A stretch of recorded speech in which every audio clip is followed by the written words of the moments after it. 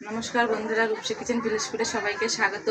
আজকে আমি প্রতিদিনের মতন আরেকটা নতুন ভিডিও নিয়ে চলে এসেছি। আমি আজকে বানাবো সয়া চিলি। এই সয়া চিলি করতে গেলে যে উপকরণগুলো লাগে সেগুলোকে প্রথমে বলে দেবো আপনাদের।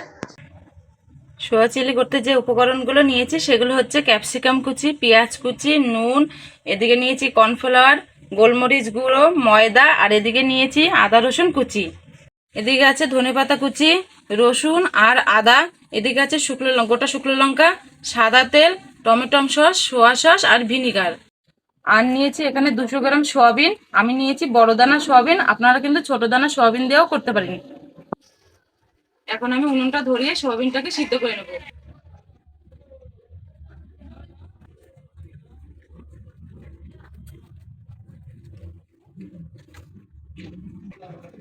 উনুন ধরিয়ে দিয়েছি, এবার আমি কড়াইটা বসিয়ে জল বসিয়ে দেবো।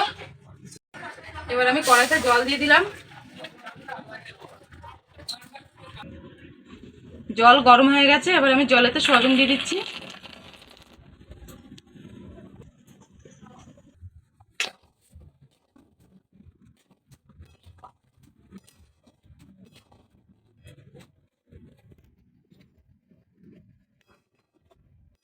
সয়াবিনটা আমার সিদ্ধ হয়ে গেছে, এবার আমি নামিয়ে নেব।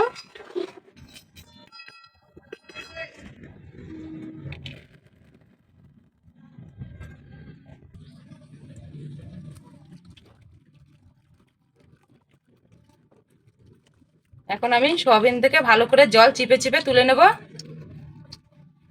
বন্ধুরা, সয়াবিনে যেন একটুকু জল না থাকে।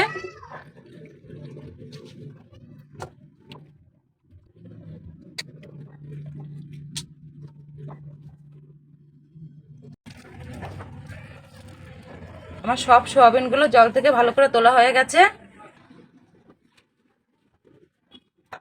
এখন আমি কিছু মশলা করে নেব। এখন আমি লঙ্কা থেকে লঙ্কার দানাগুলো বের করে নেব।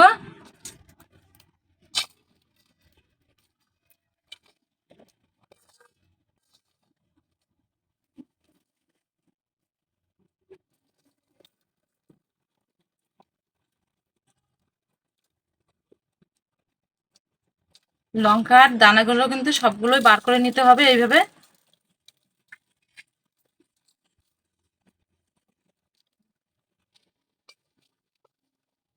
এবার আমি এই দানা থেকে লঙ্কাগুলো তুলে নিচ্ছি, জলে ভিজিয়ে দেব।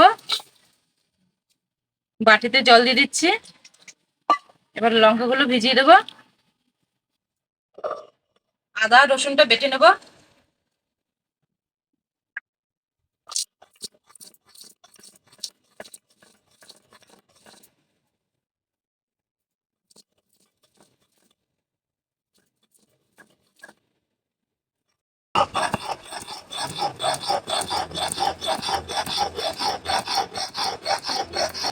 আদা রসুনটা বাটা হয়ে গেছে, এবার আমি তুলে নেব।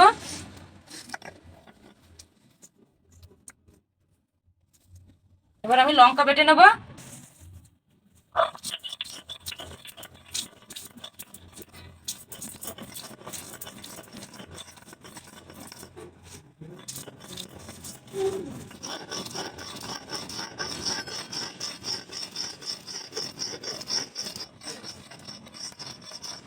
লঙ্কাটা আমার বাটা হয়ে গেছে, তুলে নেব।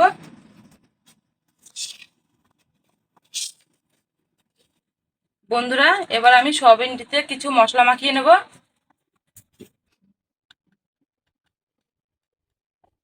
প্রথমে দিয়ে দেবো নুন, আদা রসুন বাটা,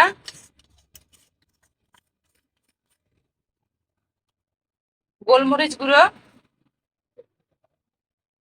2 চামচ কর্নফ্লাওয়ার, 1.5 চামচের মতন ময়দা।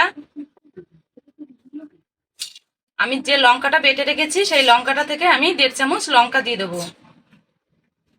এবার আমি সমস্ত উপকরণগুলো ভালো করে হাত দিয়ে মেখে নেব।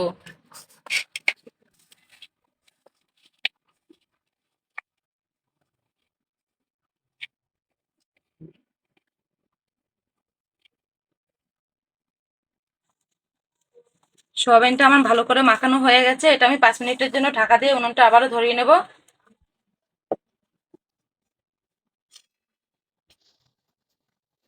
কড়াই গরম হয়ে গেছে, কড়াইতে তেল দিয়ে দেবো। তেল গরম হয়ে গেছে, এবার আমি কড়াইতে সোয়াবিন দিয়ে দেবো।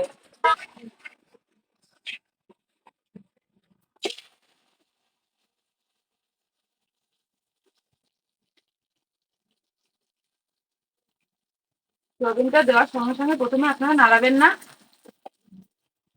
বেশি নাড়ালে কিন্তু গা থেকে সমস্ত মশলাগুলো ছেড়ে যাবে। আর এই সময় কিন্তু উনুনের আঁচটা অল্প রাখতে হবে।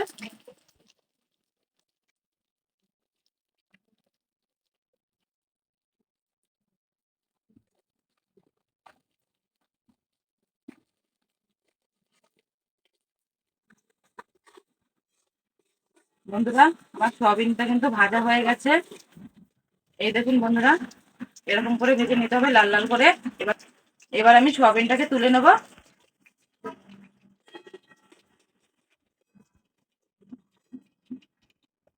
আবারও আমি সয়াবিন দিয়ে দিচ্ছি।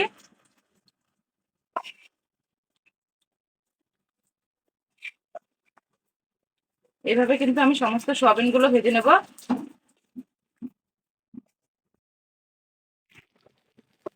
সমস্ত সয়াবিন গুলো আমার ভাজা হয়ে গেছে, তুলে নেব।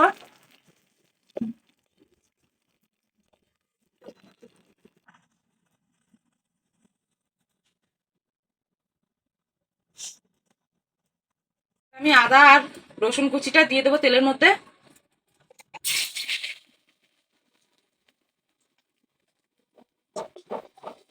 ভালো করে ভেজে নেব।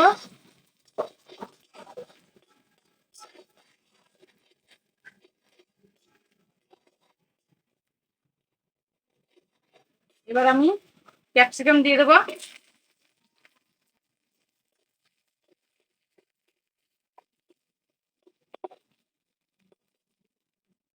এখন আমি পেঁয়াজটা দিয়ে দেবো।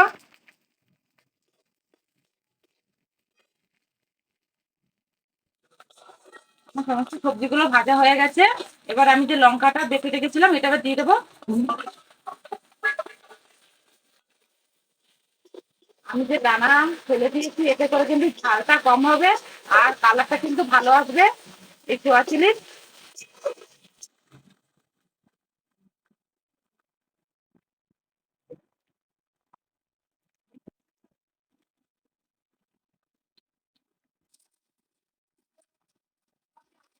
এবার আমি 1 চামচ ভিনিগার দিয়ে দিচ্ছি।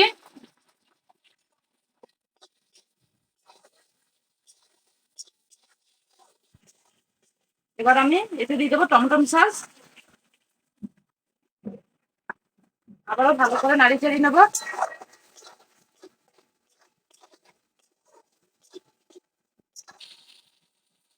এবার আমি 1 চামচ সোয়া সস দিয়ে দেবো। ভালো করে কষিয়ে নেবো আবারও।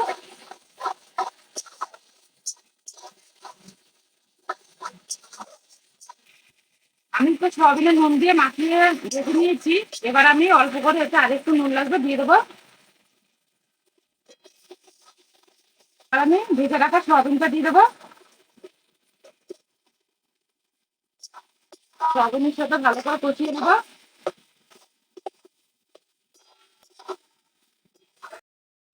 এবার আমি এতে অল্প করে চিনি দিয়ে দেবো।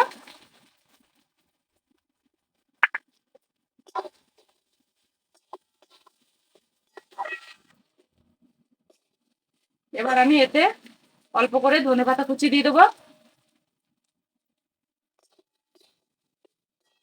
বন্ধুরা, আমার কিন্তু সোয়া চিলি হয়ে গেছে, এবার আমি নামিয়ে নেবো। দেখুন বন্ধুরা, আমার সোয়া চিলি কিন্তু রেডি। যারা মাংস খান না তারা কিন্তু এইভাবে সোয়া চিলি বাড়িতে বানিয়ে খাবেন। রাইস দিয়ে কিন্তু খেতে খুব ভালো লাগবে। আর এটা ছোট থেকে বড় সবাই কিন্তু পছন্দ করবে। আর আমার ভিডিওটি যদি আপনাদের ভালো লাগে, লাইক কমেন্ট শেয়ার করবেন।